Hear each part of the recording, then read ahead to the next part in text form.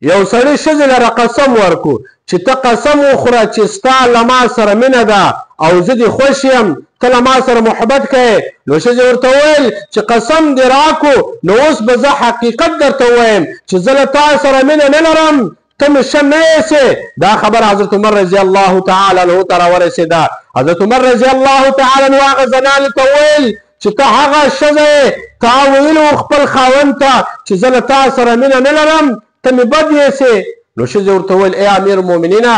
زما خاوند قسم راکو نو ما څه کړي وای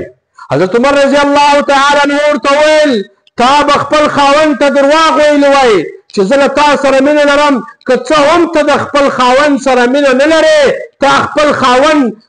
ښه نه ایسي خو تا به درواغ ورته ویلي وای چې ته زما خوښ یې او زه له تا سره مینه لرم نو په شریعت کې ښځو ته دا اصول بیان شوی ده چې د خاوند سره دې نه لګي